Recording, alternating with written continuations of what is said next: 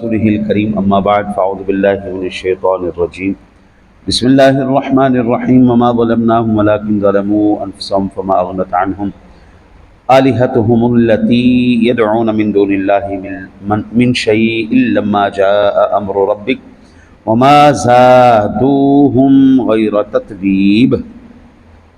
اور ہم نے ان پر ظلم نہیں کیا لیکن خود انہوں نے اپنی جانوں پر ظلم کیا، سو اللہ کے سوا وہ جن معبودوں کی پرستش کرتے تھے جب اللہ تعالیٰ کا عذاب آ گیا تو ان کے کسی کام نہ آ سکے، انہوں نے ان کی ہلاکت کے سوا کوئی اضافہ نہیں کیا۔ گزشتہ قوموں کو اللہ وحدہ لا شریک نے اپنے رسولوں کی تکذیب اور مخالفت کرنے پر ایسا عذاب کا شکار فرمایا کہ ان کو جڑ سے اکھاڑ کے رکھ دیا۔ اور رسولوں کی تکذیب کرنا، مخالفت کرنا، یہ کوئی دانائی تو نہیں ہے۔ اللہ کے رسولوں کی تکذیب کرنا، ان کی مخالفت کرنا، یہ کوئی دانائی تو نہیں ہے، یہ تو ظلم ہے جو بندہ اپنے اوپر خود کرتا ہے۔ اور یہ جو ظلم ہے یہ اللہ وحدہ لا شریک نے اپنے پاک کلام کی مختلف آیات بینات میں مختلف مقامات پر ارشاد فرمایا ہے، جیسا کہ سورہ انبیاء شریف ہے 11 نمبر آیہ مبارکہ ہے، ارشاد باری تعالی وَقَمْ قَصَصْنَا مِنْ قَرْيَةٍ كَانَتْ ظَالِمَةً وَأَنشَأْنَا بَعْدَهَا قَوْمًا آخَرِينَ، اور ہم نے کتنی ہی بستیاں ہلاک کر دی جو ظلم کرنے والی تھیں اور ان کے بعد ہم نے دوسری قومیں پیدا کر دی۔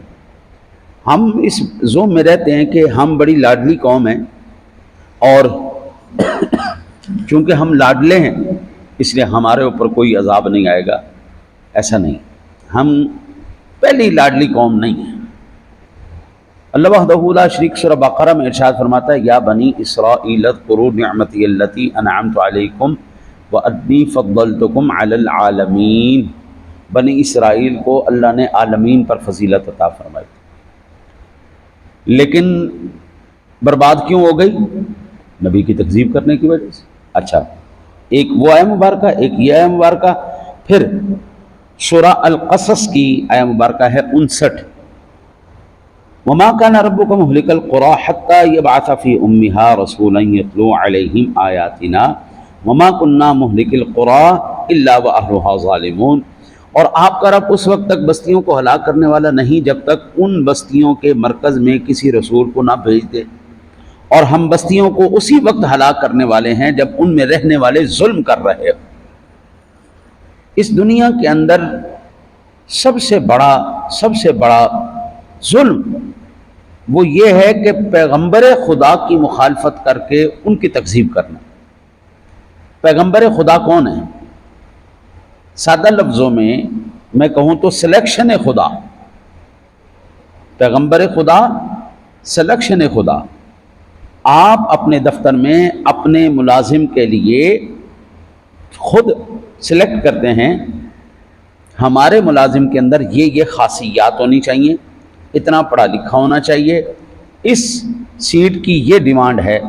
اور اللہ وحدہ لا شریک نے جب اپنا مشن جاری کرنا تھا تو پھر اس ذات نے پھر سلیکشن فرمائی، پوری انسانیت میں سے جو کریم تھی اس کریم کو اپنے پیغام کے لیے پھر اللہ نے سلیکٹ فرمایا، اور پھر جب بھی ان کی مخالفت کی گئی پھر رب سنے نے جو ہے معاف نہیں فرمایا، پھر اس کا غضب جو ہے ان کے اوپر نازل ہوا۔ صحیح مسلم شریف کی ایک حدیث پاک ہے، حضرت سیدنا ابو موسیٰ اشعری رضی اللہ تعالیٰ عنہ بیان کرتے ہیں کہ نبی اکرم صلی اللہ علیہ وسلم نے فرمایا بے شک اللہ تعالیٰ ظالم کو ڈھیل دیتا رہتا ہے حتیٰ کہ جب اس کو پکڑتا ہے پھر اس کو مہلت نہیں ملتی۔ یہ ظلم ہے۔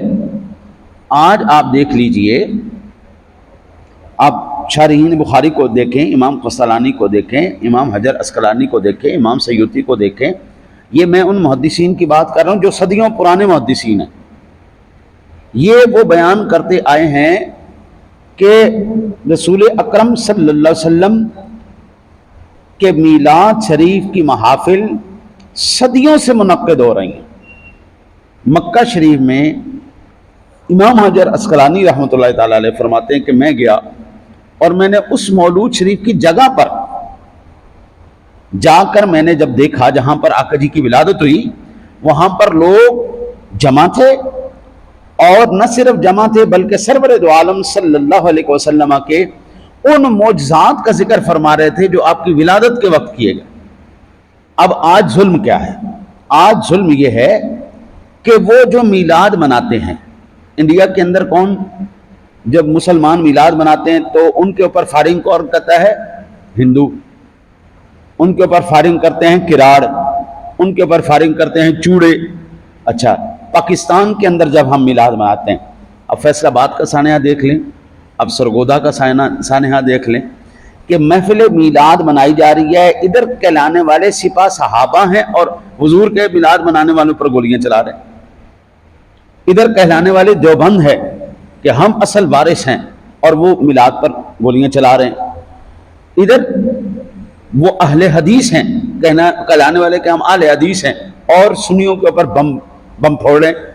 کہلانے والے طالبان ہم دین کو قائد کرنے والے اور اہل سنت کے میلاد کی محافل کے خلاف وہ جو ہے وہ سارے معاملات کر رہے ہیں۔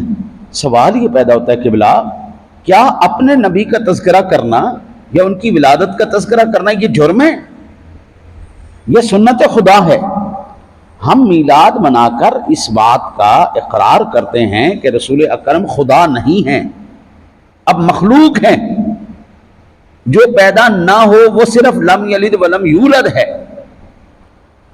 جو پیدا ہو وہ مخلوق ہے۔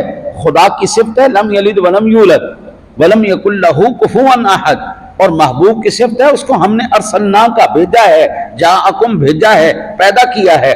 پیدائش کو منانا، ہم دیکھیں نا جی، اگر ہم یہ پیدائش نہ منائیں تو آپ جناب کی حیات مبارکہ کو آپ دیکھیں، کبھی تو آپ چاند کو ہلا رہے ہیں، کبھی سورج کو بلا رہے ہیں، کبھی جانور آپ کو سجدہ کر رہے ہیں، کبھی پتھر آپ کی طرف بول رہے ہیں، ہاں جی آپ کی رسالت کی، تو کہیں دنیا یہ نہ کہہ دے یہ تو خدا ہے۔ ہم پھر یہ منا کر بتا رہے ہیں کہ بھائی وہ خدا نہیں ہے، خدا کے محبوب ہیں، اور ان کی پھر محافل کو بند کروانا، پھر ان کو آپ ایمان سے بتائیے گا کہ یہ ظلم نہیں ہے۔ جن قوموں نے اپنے نبی کی مخالفت کی ہے ان قوموں نے کیا پا لیا؟ اللہ کے غضب کے علاوہ، عذاب کے علاوہ کیا پا لیا؟ کوئی رہ گیا ان کے پاس؟ کچھ بھی نہیں رہا۔ اچھا، اسی طرح ایک مقام پر یہ اللہ تعالیٰ ہمیں بتاتا ہے کہ اگر زندگی میں ایسا کبھی واقعہ آ جائے تو میں ایسے لوگ مل جائیں، برے لوگ مل جائیں، برے لوگ مل جاتے ہیں، ذہن خراب کر دیں آپ کا، تو پھر آپ فوراً سے پہلے توبہ کر لیں۔ آپ توبہ کر کے واپس لوٹ آئیں، ہم آپ کو اس کا اجر عطا فرمائیں گے۔ جیسے کہ سورہ آل عمران کی آیہ مبارکہ 135 ہے، والذین اذا فعلوا فاحشۃ او ظلموا انفسهم ذکروا اللہ فاستغفروا لذنوبہم ومن یغفر الذنوب الا اللہ ولم یصروا علی ما فعلوا وهم یعلمون۔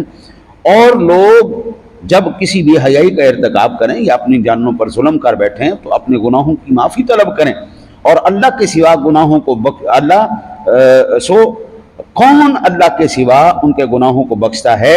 اپنے کیے ہوئے کاموں پر جان بوجھ کر اصرار نہ کریں، ہاں جی، اور پھر جو اللہ کہتا ہے میں بخشوں گا، ضرور بخشوں گا، لیکن اس بخشش کا بھی طریقہ بتا دیا۔ وَلَوْ أَنَّهُمْ إِذْ ظَلَمُوا أَنفُسَهُمْ جَاءُوكَ فَاسْتَغْفَرُوا اللَّهَ وَاسْتَغْفَرَ لَهُمُ الرَّسُولُ لَوَجَدُوا اللَّهَ تَوَّابًا رَحِيمًا۔ جب تم اپنی جانوں پر ظلم کر لو، میرے محبوب کی بارگاہ میں آ جاؤ، پھر ان سے درخواست کرو، یا رسول اللہ آپ اللہ سے دعا کیجئے، سفارش کیجئے، پھر میرا محبوب جب تمہاری سفارش کر دے گا پھر اللہ کو بہت زیادہ توبہ قبول کرنے والا پالو۔ ایویں نہیں منہ چک کے اللہ دی بارگاہ چلے جانا، محبوب کا وسیلہ لے کے جانا ہے۔ اب ایمان سے بتائیے جو ہمیں ان سے روکے وہ کون لوگ ہیں؟ ظالم لوگ ہیں، اور اللہ کہتے ہیں ظالموں کو ہم ڈھیل دیتے ہیں، بڑھو بڑھو، چلو کرو کرو۔ سامنا تو کل قیامت والے دن اللہ کا ہی کرنا ہے نا، عدالت تو اسی میں حاضر ہونا ہے نا، تول حساب کتاب تو وہیں پہ ہونا ہے نا۔ کرنے والا کون ہوگا؟ اللہ۔ تو مقام محمود پر کون ہوگا؟ اس کا حبیب۔ ہاں جی، اب ایمان سے بتائیے، ایک طرف اللہ ہوگا، ایک طرف اس کا حبیب ہوگا، سامنے ترازو تول رہے ہوں گے۔ کیا اللہ سنا اپنے محبوب کے مخالفوں کو، جنہوں نے حضور کا ذکر بند کروایا، میلاد کی محافل کو روکا، اس کے اوپر پابندیاں لگوائیں، اللہ ان کو بخشے گا، یہ جو محبوب کی تعریف کرتے کرتے چلے گئے اللہ ان کی بخشش فرمائے گا۔ سادہ سی بات ہے۔ ان قوموں نے اپنے نبیوں پر ظلم کیا، ہاں جی، ان کی مخالفت کر کے اپنے اوپر ظلم کیا۔ ہماری قوم اپنے نبی پر مخالفت کر کے تکذیب کر کے اپنے اوپر ظلم کر رہی ہے۔ تو یہ نہیں ہے کہ اللہ کو کوئی لاڈلا ہے، نہیں، اللہ کا کوئی لاڈلا نہیں۔